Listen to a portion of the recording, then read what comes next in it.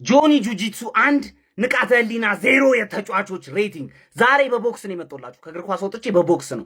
ምንድነው ያየነው እንዴ? ሳይጀመር ጆኒ ምንድነው ሳይጀመር አንገቱ ላይ እንደዚህ አነቀው። ኪክኦፍ ግሊች። ይሄ በእግር ኳስ ማለት ኪክኦፍ ነው የምንለው። ኮርና ተጠቀመበት። ኧረ በስመ አብ ማን የንቃተ ህሊና ዲፌንስ ከቶተንሃም ራሱ የባሰ አይችልም እንዴ?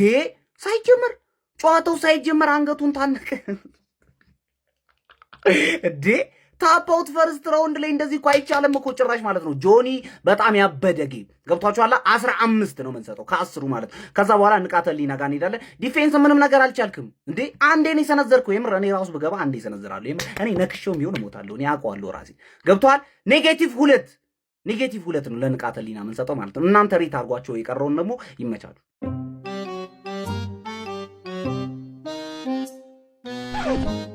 ዋው ጠረንክ ደስ ሲል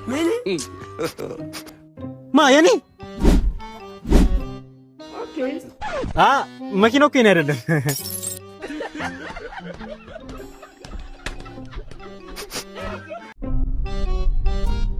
ይሄ ወንድሜ ደርሻለሁ። እዚህ ጋር ነኝ። ኦኬ እዚህ ጋር ነህ? አዎ። ኦኬ እሺ። ስንት ቆጠረ? 390 ብር። ይሄው 400 ብር 10 ብር መልስልኝ። ኧረ ምንም ዝርዝር የለኝም በእናትህ። ቶሎ በል በእናትህ፣ በጣም ነው የምፈልገው። Let's be poor. Breathe. አባ ቶሎ በያ።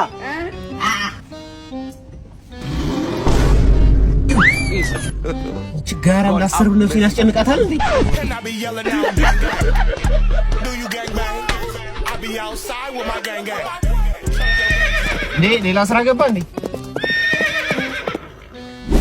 አባ 10 ብር እናሰጭኝም? ኧረ እንካም ሳብር ውረድ ትንሽ ሸኘኝ። አንተ እኮ ልብስ ገዝተህ ለኔ ሳገዛቸው ጭራሽ እኔ ጋር ትወዳደር ነገር በቃ እኩል ነው የምንካፈለው። ህፃን አይደለም። እሺ ችግር የለም አሳያለሁ።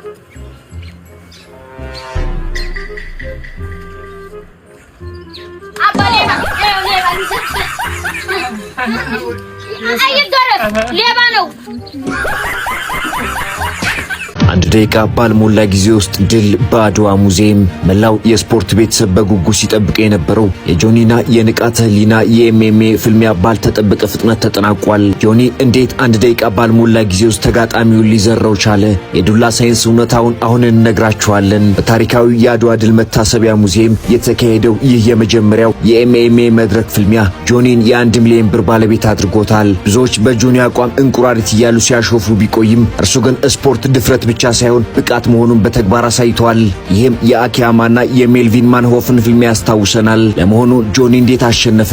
ነገሩ እንዲህ ነው። ዱላ ሳይንስ በሆነበት በዚህ ዘመን ጆኒ የሰውነት ውስጣዊ አወቃቀርን ወይም ደግሞ አናቶሚን ጠንቅቆ ያወቀ ይመስላል። ተጋጣሚው ንቃተ ህሊና ቀድሞም ጀምሮ ቢደነፋም ጆኒ ግን በሰከንዶች ውስጥ ጀርባው ላይ ሆኖ ሙሉ በሙሉ መቆጣጠር ቻለ። ፊቱን ላለመጉዳት ተቆጥቦ የታየው ጆኒ ድሉ ከተበሰረ በኋላ ማርሻል አርቲስት ነኝ የምትሉ ሁሉ ተፋለሙኝ ሲል በኩራት ተናግሯል። ንቃተ ህሊና በድጋሚ ለመጋጠም ቃል ቢገባም የዘንድሮ የኤምኤም ፍልሚያ ግን በጆኒ የበላይነት ተጠናቋል። የአድዋ ሙዚየም ለእንደዚህ አይነት ውድድር አዲስ ምዕራፍ ከፍቷል። እናንተስ ፍልሚያው እንዴት አገኛችሁት? ሐሳባችሁን በኮሜንት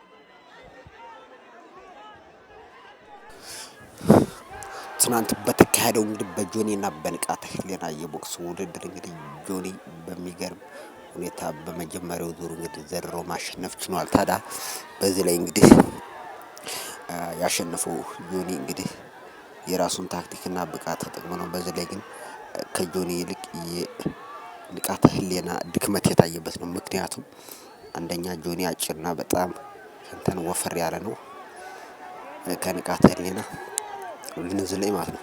ንቃተ ህሊና እንደዛ ደፍሮ ከስር እንትን ያለበት ባለበት ሳለ ንቃተ ህሊና ማድረግ ያለበት ራሱን ዲፌንድ ማድረግ ወይ ደግሞ በእግሩ ምናምን በቃ ስትሬች አድርጎ ምናምን እንትን ማድረግ ነበረበት። ላይ ግን የተመለከተው ነገር ንቃተ ህሊና ምርግጽ በጣም ጠንካራ ነው። እንግዲህ ጆኒም የምናውቀው ነው እንግዲህ ስንቶችን እንግዲህ ያው ካሸነፋችሁኝ እኔን ይሄን ያክል እሸልማለሁ እያለ እንግዲህ በጣም 100,000 50,000 እሰጣችኋለሁ እያለ ከዛ በፊት ብዙ ነገሮችን ያደረገ ነው። ግን ዝላይ ማለት ነው ያየነው ነገር ንቃተ ህሊና ምንም እንኳን አሪፍ ቢሆንም ግን በጣም ብዙ መመር ያለበት ነገር እንዳለ ብዙ ነገር እንደሚቀሩት በተለይ ቴክኒክና ታክቲክ ላይ ኢንዱራንስ እርግጥ እና ስትሬንግዝ ጡንቻው አሪፍ ነው። ግን ያሁን ዘመናዊ ቦክሶች ደግሞ ከዛ በተጨማሪ እንግዲህ ታክቲክ ብቃት ምናምን ቅልጥፍና ምናምን የሚጠይቁ ናቸው አብዛኛውን ጊዜ። ኢቨን አንዱ ፖዚሽን ላይ በምትያዙበት ጊዜ ወይም እናንተ ደካማ ጎናን ተጋጣሚያችሁ በሚይዝበት ሰዓት የሱን ደካማ ጎና አይታችሁ አጥንታችሁ ዲፌንድ ማድረግ ነው። እና ትናንት ያው እንግዲህ ንቃተ ህሊና ላይ እየተመለከተው ራሱን ዲፌንድ ለማድረግ ወይም ከጆኒ ለማምለጥ ያደረገው ነገር ምንም የለ። ራሱን ዲፌንድ እያደረገ በጨዋታ ውስጥ እሱን ለማጥቃት የተወሰነ ደቂቃ ቢሄድ ኖሮ ምናልባት እንግዲህ ያው ሌላ ታሪክ ሊሆን ይችል ነበር። ስለዚህ እንደዛ ለማድረግ ግን ንቃተ ህሊና ያደረገው ነገር ምንም የለም ማለት ነው።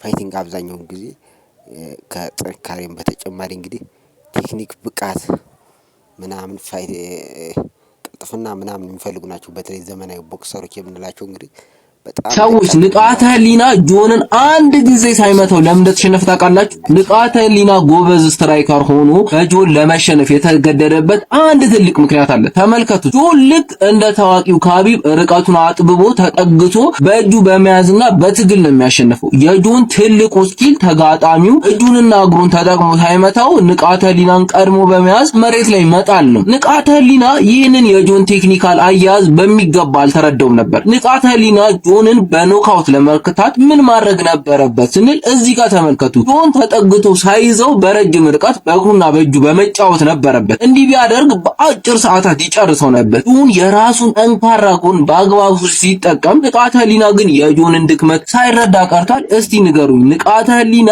የጆንን ድክመት ቢረዳ ኖሮ በዚች በአጭር ደቂቃ ይሸነፍ ነበር? ንቃተ ህሊና አህያ ያልኩበት ምክንያት ይሄ ባይዘው ያወርሰው ነገር እሱ ነው ራሱ ነው ያለው ወይስ አንተ ነው ያልከው? አይ ነኝ ያልኩት እንኩራቲ ያለው እሱ ነው።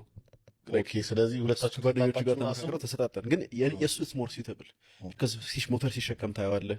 አንዳንዴ በእንግሊዝኛ ኢማጂን ማነው ሞተር ተሸክሞ ሞተር እኮ ነው መሸከም ያለበት። ላይክ አንዳንዴ የሚያደርጋቸው ነገሮች ሞቲቬሽናል ስፒቾቹ ምናምን ስትሰማው በቃ he just reminds me of Shrek ላይ ያለው ዶንኪ